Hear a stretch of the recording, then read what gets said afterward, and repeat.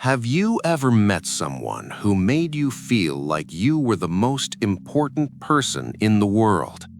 They listened to you, they understood you, they knew exactly what to say to make you feel seen. They mirrored your emotions perfectly. But then, slowly, things began to change. You started doing favors for them that you didn't want to do. You started agreeing with opinions that weren't your own. You found yourself apologizing for things you didn't do. And when you finally walked away from them, you felt drained, you felt used, you felt like a piece on a chessboard that had been moved by an invisible hand. If this sounds familiar, you have not just met a toxic person. You have encountered a master of the dark arts of human psychology. You have met a Machiavellian. Most people believe that evil is loud. We think of evil as the screaming tyrant, the violent criminal, or the obvious bully. But true danger is rarely loud. True danger is quiet. It is calculating. It is patient. There is a subset of the human population that does not view other people as living, breathing souls. They view them as objects. They view them as resources to be mined or obstacles to be removed. To them, life is not a shared experience of connection. It is a zero-sum game of power. And in this game, there are only two categories of people: the players and the pawns. You might think you are too smart to be manipulated. You might think you can spot a liar from a mile away. But the most dangerous manipulators do not lie to you. They tell you exactly what you want to hear. They use your own desires, your own insecurities, and your own virtues against you. In this video, we are going to expose the playbook of these psychological predators. We are going to explore the Dark Triad of personality. We are going to dissect the philosophy of Niccolò Machiavelli. And most importantly, we are going to teach you how to spot the strings so you can cut them before it is too late. To understand the modern manipulator, we must travel back in time to the 16th century, to the city of Florence, Italy. It was a time of beauty, art, and the Renaissance, but it was also a time of brutal violence, betrayal, and political chaos. Families were warring in the streets. Popes were poisoning their rivals. In the middle of this chaos sat a man named Niccolò Machiavelli. He was a diplomat. He was an observer of power. And after seeing how the world truly worked, he wrote a small book that would change history forever. He called it The Prince. For centuries, philosophers had written books about how leaders should behave. They said a leader should be honest, kind, and just. Machiavelli looked at these philosophers and laughed. He said they were imagining a world that did not exist. He wrote that a man who tries to be good all the time is bound to come to ruin among so many who are not good. He argued that to survive and to hold power, a leader must learn how not to be good. He must learn to be a fox to recognize traps and a lion to frighten the wolves. He famously asked the question, "Is it better to be loved or feared?" And his answer was cold. He said, "It is best to be both, but since the two rarely come together, it is much safer to be feared than loved." Machiavelli was not writing a guide on how to be evil. He was writing a guide on how to be effective. He believed that the ends justify the means. If you have to lie, cheat, or destroy someone to achieve a stable state, then you must do it.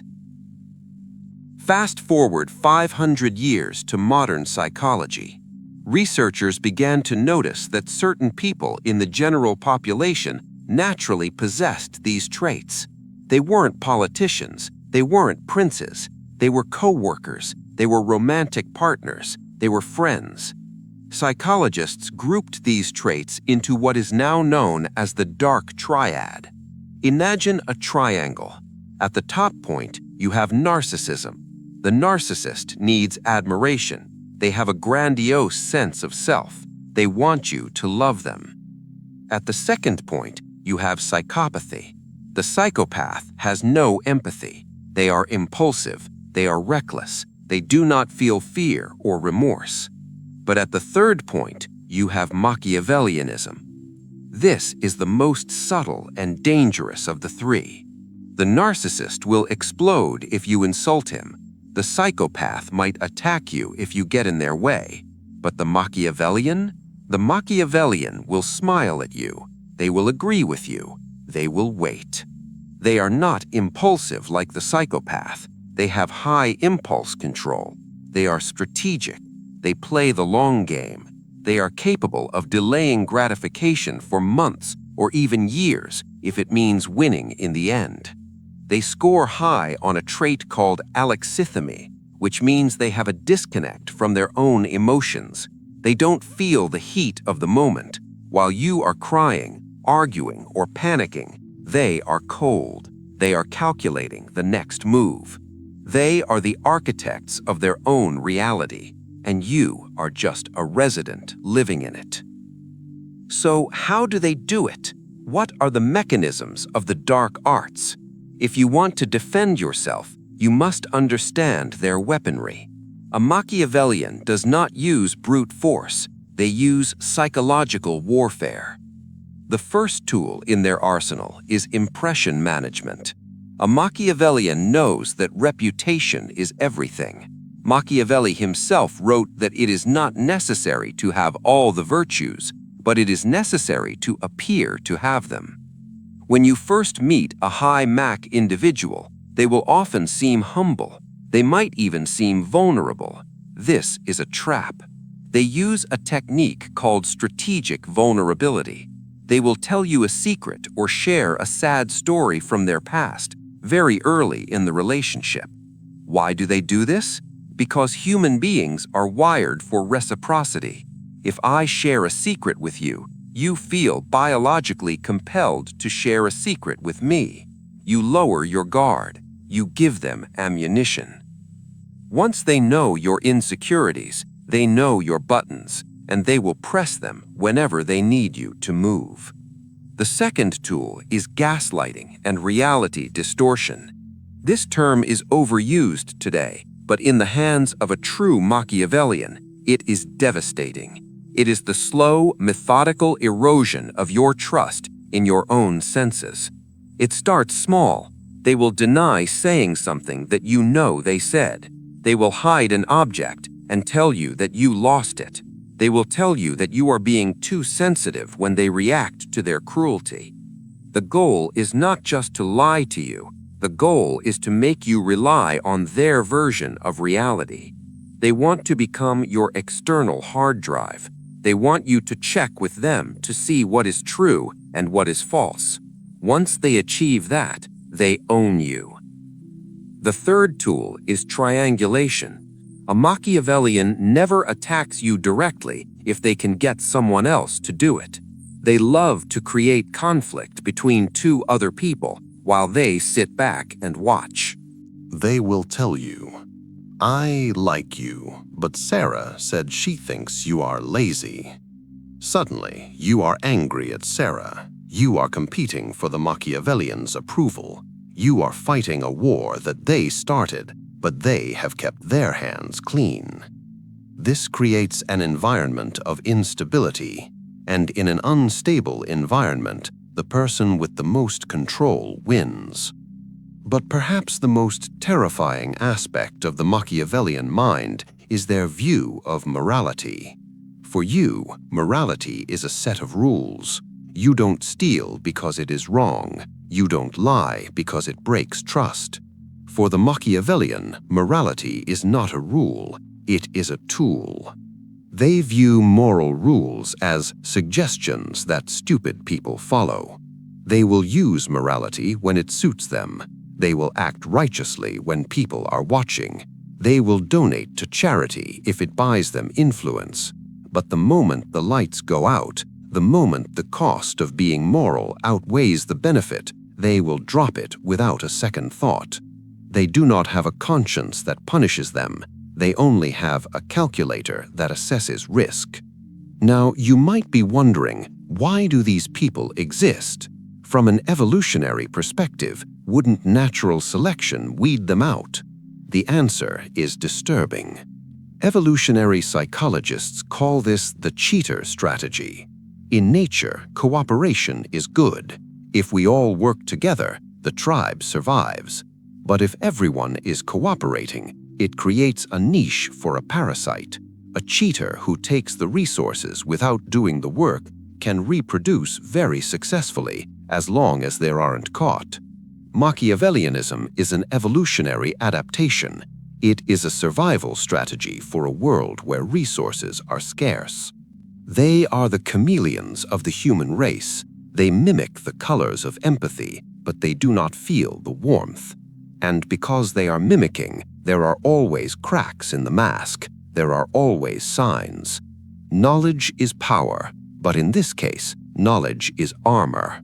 Now that we understand the mechanism, how do we spot them? And more importantly, how do we defend ourselves? The first sign is a mismatch between words and actions. This sounds simple, but it is the hardest thing to see when you are charmed. A Machiavellian is a master of words. They will promise you the world. They will speak in grand poetic statements about loyalty and love. Ignore the words, turn off the sound, watch the movie of their life on mute. Do their actions match their promises? Do they help you when it is inconvenient for them? Or do they only help you when they have an audience? Look for the instrumental view of people. Listen to how they talk about others. Do they refer to friends as useful? Do they discard people the moment they lose their status or utility? If they do it to others, they will eventually do it to you. The second defense is to trust your somatic markers. This is a fancy term for your gut feeling. Your subconscious mind processes information much faster than your conscious mind. It notices the micro-expressions. It notices the slight delay in their smile. It notices the coldness in their eyes. If you feel anxious, drained, or confused around someone, even if they are being nice, listen to that feeling. Your body is detecting a predator before your mind has figured it out. But let's say you have identified a Machiavellian in your life. What do? The most effective strategy is known as the gray rock method. A Machiavellian wants a reaction. They want fuel. They want to know that they can make you happy, sad, or angry. It proves they have control. If you confront them, they will gaslight you. If you cry, they will mock you. So you become a gray rock. You become boring. You become uninteresting. You give them short, non-emotional answers. Yes, no, I see. You do not share your dreams. You do not share your fears. You starve them of the emotional data they need to manipulate you. When a predator realizes there is no meat on the bone, they will move on to easier prey. The second strategy is to let go of the desire for closure. This is where many people get trapped. They want the manipulator to admit what they did. They want an apology. They want justice. You will never get it.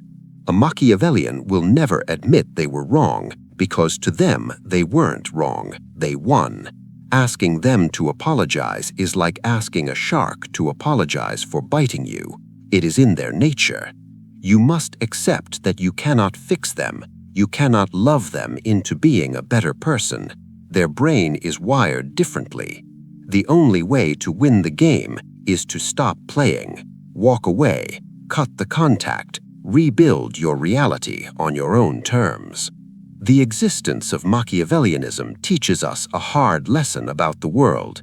It teaches us that not everyone thinks like we do. It teaches us that empathy is not a universal language. It is a terrifying realization, but it is also a liberating one. Because once you see the strings, you are no longer a puppet. Once you understand the game, you can choose to walk off the board. You can choose to build relationships based on genuine connection, not transaction. You can choose to be vulnerable with people who have earned the right to see your soul. But you must remain vigilant. The world is full of princes who want to build their kingdoms on your back. They will come to you with smiles. They will come to you with promises. But remember the words of Machiavelli himself. Everyone sees what you appear to be. Few experience what you really are. Trust actions, trust your intuition, and keep your inner circle tight. Now that we have talked about the dark manipulators of the world, what happens when the manipulation isn't coming from the outside? What happens when the chaotic force destroying your life is coming from inside your own head? There is another dark figure we need to discuss, a figure of pure chaos and nihilism. If you want to understand how society creates monsters and the psychology behind the ultimate villain, click the video appearing on your screen now. I will see you there.